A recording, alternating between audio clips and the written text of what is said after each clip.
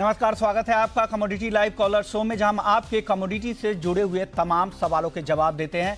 और आपके सवालों के जवाब देने के लिए हमारे साथ दो खास मेहमान हैं। हमारे साथ है वीरेन वकील है पैराडाइम कम्युनिटी को, और भाविक पटेल है ट्रेड बुल सिक्योरिटी से। साथ ही क्रूड मार्केट पर बात करने के लिए हमारे साथ जाने माने एनर्जी एक्सपर्ट नरेंद्र तनेजा जी भी है। नरेंद्र तनेजा जी के पास ही सबसे पहले चलेंगे, क्योंकि क्रूड में जितनी गिरावट दिख रही है, क्या है उसके पीछे वजह? तनेजा जी बताइए, क्यों आ रही है इतनी गिरावट? देखिए, इसकी मुख्य वजह इस समय दो ही हैं। एक तो यह है कि ओपेक के कुछ देशों में उत्पादन बढ़ा है, जैसे लीबिया में जो प्रोडक्शन वो बढ़ गया है। दूसरी तरफ जो ग्लोबल इकोनॉमी है उसके अंदर जो है, खासतौर से पश्चिम के देशों में, यूरोप के अंदर जिस हिसाब से कोरोना वायरस जो है वो दोबारा आया है, और जिस हिसाब से तमाम कॉमर्शियल इस्टेब्लिशमेंट बंद हो रहे हैं, रेस्टोरेंट बंद हो रहे हैं, ऑफिस बंद हो रहे हैं, लिहाजा जो डिमांड है वो क्रूड की वहाँ कम हो रही है, और सेंटीमेंट जो है मार्केट के वो उससे खराब हो रहे हैं। और दूसरी तरफ हमने ये भी देखा है कि जो इन्वेंट्री है क्रूड की, उसमें बढ़ोतरी आ गई। उम्मीद की जा रही थी कि वो घटेंगे, मतलब डिमांड बढ़ेगी, लेकिन वो तो बढ़ गया है। तो इसलिए कुल मिलाकर के जो ये बड़े फैक्टर हैं। दूसरा, जब लोग आगे होराइजन देख रहे हैं 1 या 2 महीने का, खासतौर से नवंबर महीने का, तो उनको ये ऐसा कुछ नजर नहीं आ रहा कि जो क्रूड की डिमांड है उसमें कोई सिग्निफिकेंट बढ़ोतरी आने वाली है।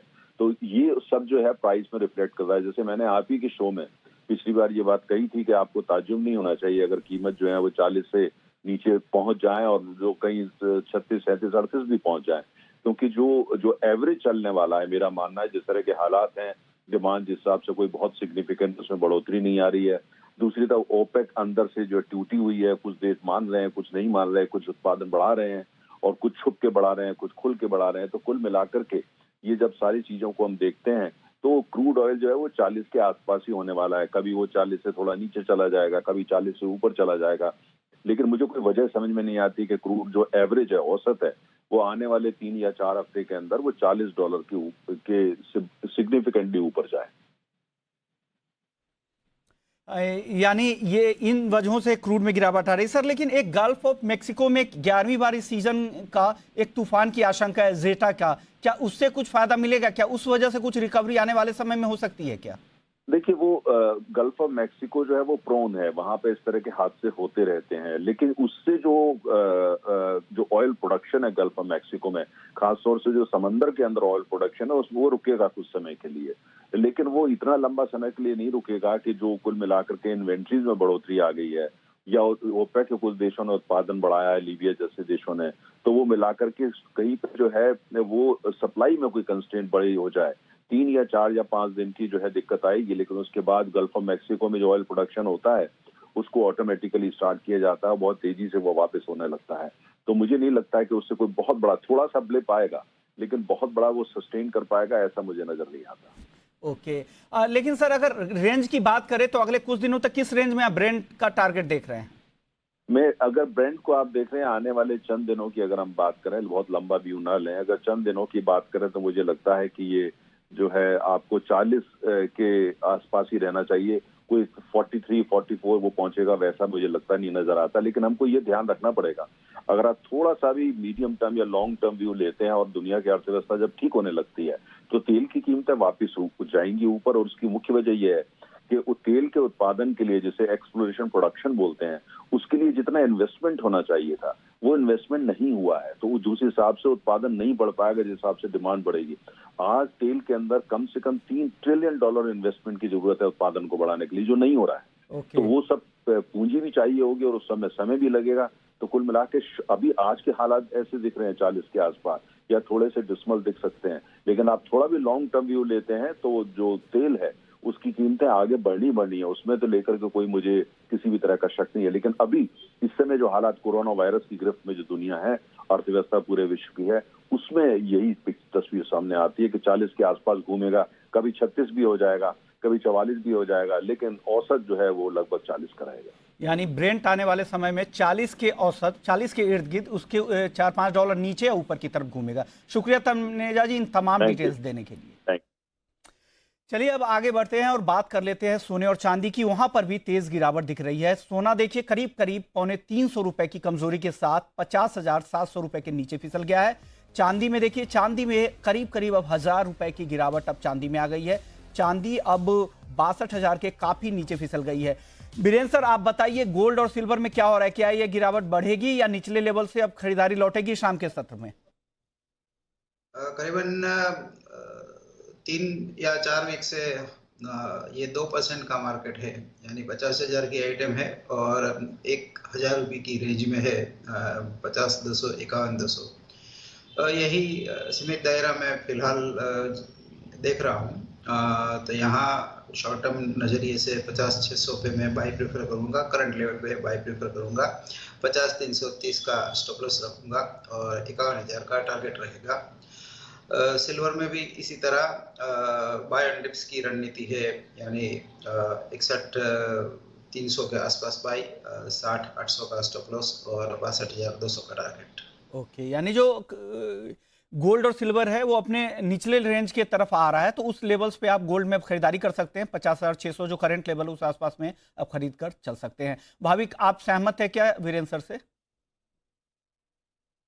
जी ज़रूर। एटलीस्ट गोल्ड में अगर देखें तो 20 अक्टूबर से 3 बार गोल्ड ने सपोर्ट लिया है 50,500 के करीब, और वहाँ से एटलीस्ट अगर देखें तो 51,000 के एक उछाल दिख रहा है, मतलब 500 की करीबन उछाल 50,500 के करीब। तो आई थिंक एमसीएक्स में दिसंबर कॉन्ट्रैक्ट जब तक 50,500 है तब तक एटलीस्ट लॉन्ग बने रह सकता है। आई थिंक 50,500 ब्रेक हो सकता है, तो मुझे लग रहा है कि नीचे 50,250 से 50,200 के करीब जा सकता है।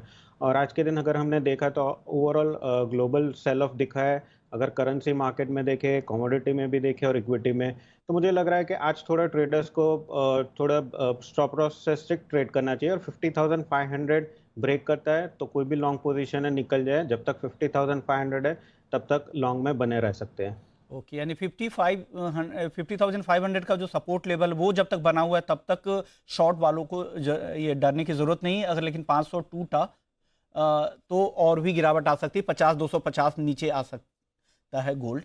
तो ये लेवल्स आपको ध्यान में रखना है। वीरेंद्र जी, क्रूड को लेकर आपका व्यू क्या है, क्योंकि क्रूड में काफी तेज गिरावट आ गई है?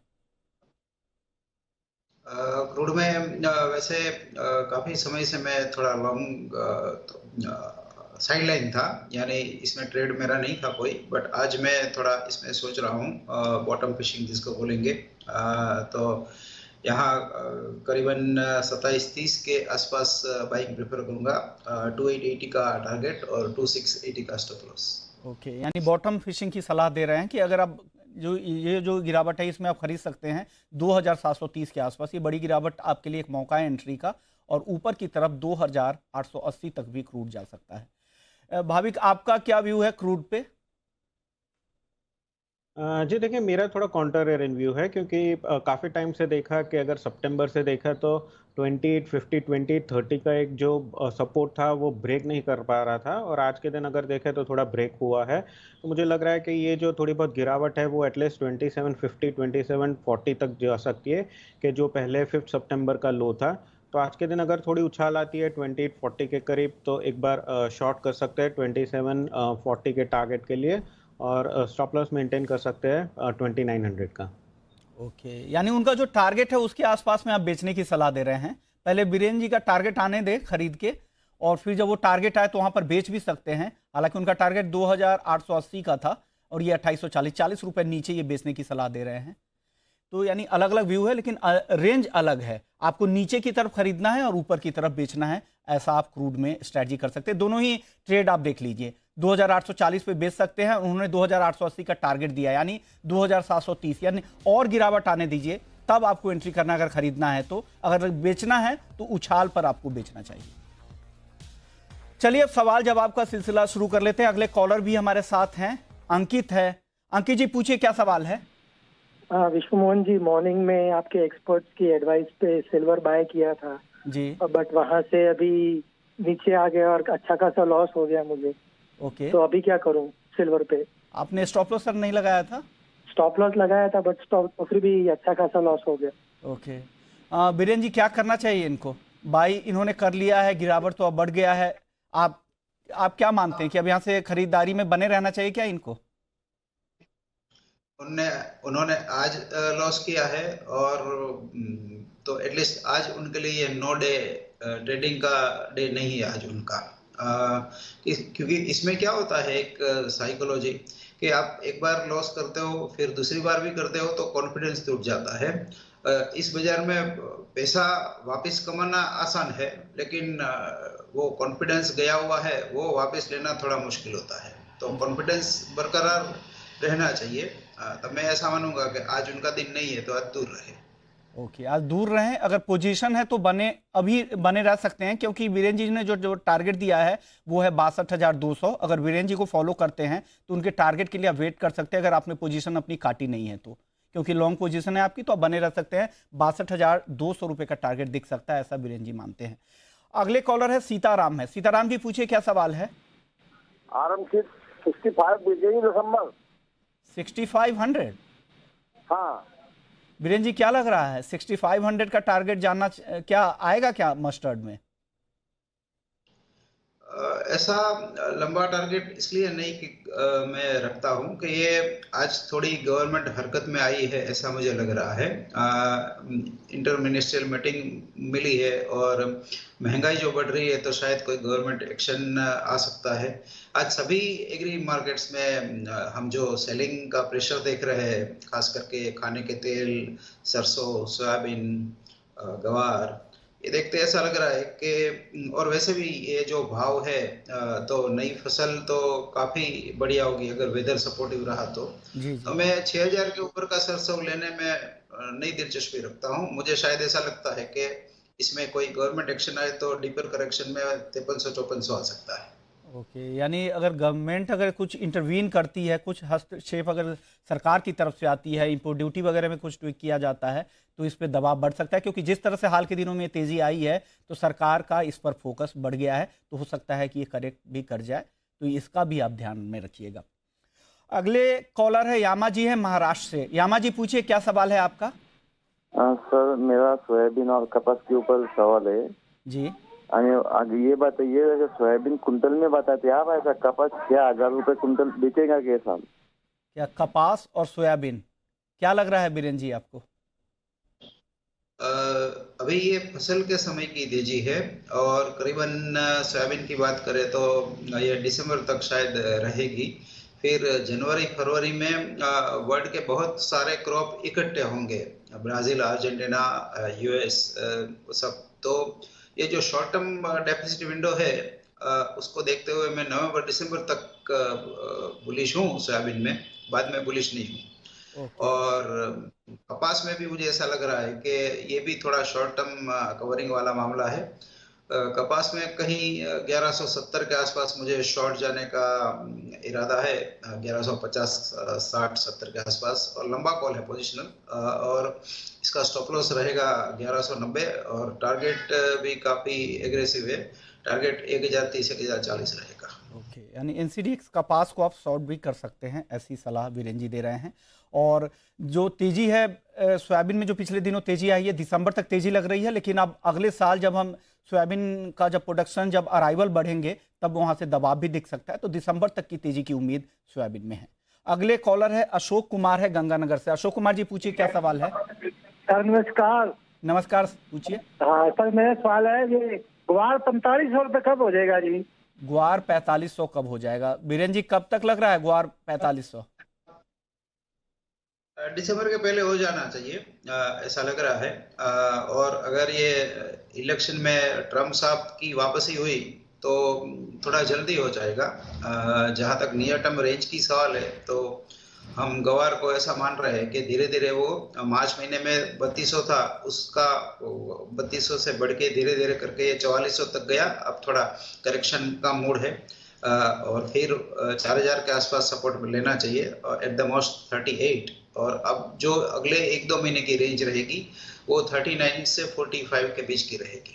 यानी अगले 2 महीने के जो रेंज है, नीचे की तरफ 3900, ऊपर की तरफ 4500, ये ध्यान में रखिएगा। और उम्मीद की जा रही है कि दिसंबर तक 4500 का लेवल ग्वार सीड में दिख जाए।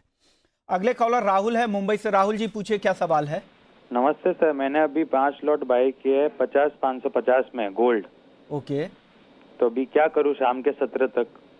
50-550 पे इन्होंने बाई किया है। भाभी क्या लग रहा है, ये ट्रेड इनका सही है?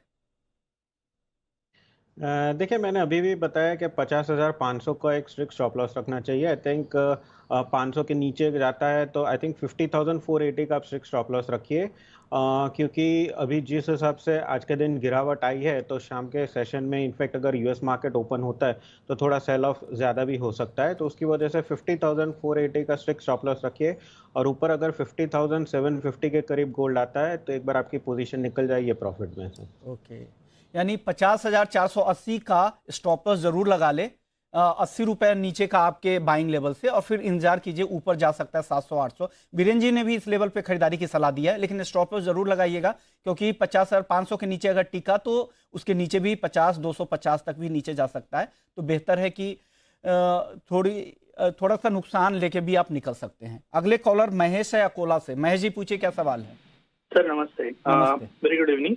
मेरा यही सवाल है, अभी मैंने सुना कि गोल्ड का प्राइस जो 580 के नीचे अगर जाता है तो और नीचे जाएगा, तो और कितना नीचे जाएगा? तो जो लेवल्स है वो 49,500 और 49,800 मिलेंगे क्या देखने के लिए? ओके, 480 का स्टॉप लॉस लगाने की बात कह रहे हैं। 50,500 सपोर्ट लेवल है, टेक्निकल लेवल्स हैं जो भाविक जी बता रहे हैं। भाविक जी, कितना नीचे जा सकता है अगर ये सपोर्ट लेवल के नीचे जाता है तो? देखिए अगर 50,480 के नीचे जाता है तो फिर नेक्स्ट सपोर्ट आ रहा है 50,280 से 250 का, तो मुझे लग रहा है कि अगर 480 के नीचे जाता है तो और 150 पॉइंट की गिरावट आ सकती है, तो नेक्स्ट सपोर्ट आएगा 50,280 से 250 का। ओके, यानी 5480 के बाद आपका जो सपोर्ट होगा 50,250 के आसपास होगा, यानी 200-250 का और करेक्शन मिल सकता है। तो आप खरीदारी करना चाहते तो उन लेवल्स का वेट कर लीजिए, फिर वहां से एंट्री कीजिए। अगले कॉलर है कैलाश चंद्र मोदी है सादुलपुर से। कैलाश जी पूछिए, क्या सवाल है आज? नमस्कार सर। नमस्कार सर, मैंने सिल्वर आज 62,401 रुपए में लॉन्ग किया है 2 मेगा लॉट, क्या करना चाहिए? 62,400 पे? हाँ, 401 पे नुकसान हो गया है आपको। बीरेन सर क्या करें, ये 62,400 पे लॉन्ग कर दिया है मेगा लॉट को। 8,800 ब्रेक करता है तो उनको एग्जिट करना चाहिए। और सिल्वर की एक बात अगर थोड़ा फ्लैशबैक में जाओ तो 76,000 होके वो धीरे धीरे करके अभी 62-61 आ गई है। तो उसको खेलने का तरीका ये है कि इसमें ट्रेड मिनी में लिया जाए और मिनिमम 3% का स्टॉप लॉस होना चाहिए। यानी काफी लोग ऐसा करते हैं कि 61,000 का सिल्वर लेके फिर उनका स्टॉप लॉस या तो 1,000 रुपया होता है या तो रखते ही नहीं है। तो मैं ऐसा मानता हूँ इसमें रिस्क और रिवॉर्ड दोनों के बीच बैलेंस करके 2.5-3% का स्टॉप लॉस रखना चाहिए। और फ्रीक्वेंटली ट्रेडिंग करना सिल्वर में बहुत रिस्की है।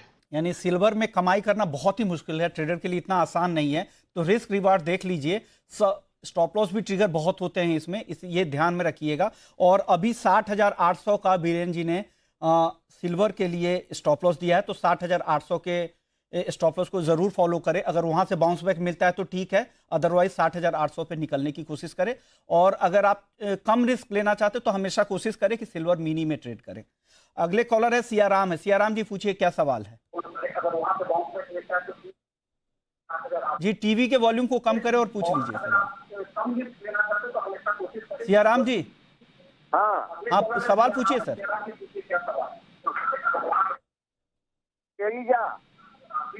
हाजिर में जी सरसों हाजिर में 1200 तो लगेगी क्या? ओके, मस्टर्ड पे इनको राय चाहिए। ओके, भाविक आपका क्या व्यू है मस्टर्ड पे?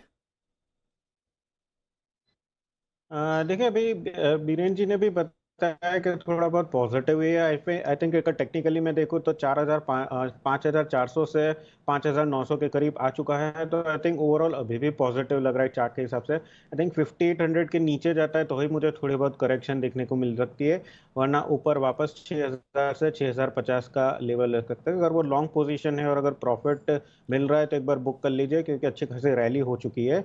और अगर उनको स्टॉप लॉस रखना है तो आई थिंक 5,800 का रखिए, उसके नीचे थोड़ी बहुत और प्रॉफिट बुकिंग आ सकती है। ओके, अगले कॉलर बाबूलाल है। बाबूलाल जी पूछिए, क्या सवाल है? मेरा सवाल है सर, चना क्या 6,000 तक जाएगा क्या? मेरे पास 100 कुंटल चना पड़ा है अभी। 100 क्विंटल चना है इनके पास। बीरेन जी क्या लग रहा है, स्टॉकिस्ट हैं? फिलहाल दिवाली तक थोड़ा मार्केट रेंज बाउंड रहेगा, लेकिन नई फसल मार्च के पहले नहीं मिलेगी और जो अवेलेबल इन्वेंट्री है वो बेहद टाइट है। तो तेजी का एक नया दौर मेरे हिसाब से दिवाली के बाद आएगा, और इसलिए आएगा कि लोग मानेंगे कि अब फेस्टिवल की डिमांड चली गई, लेकिन शादियों की डिमांड अभी बाकी है और बहुत शादियां हैं दिवाली के बाद। तो मैं ऐसा कहीं रफली ऐसा मान रहा हूँ कि वापस 6,000 की 6,000 को वही वापस क्रॉस करेगा, लेकिन तेजी में तड़पा के पैसा देगा, आसानी से पैसा नहीं देगा, ऐसा मानना है। ओके, यानी ये व्यू है चने पे। चलिए अब वक्त हो गया है रैपिड फायर राउंड का।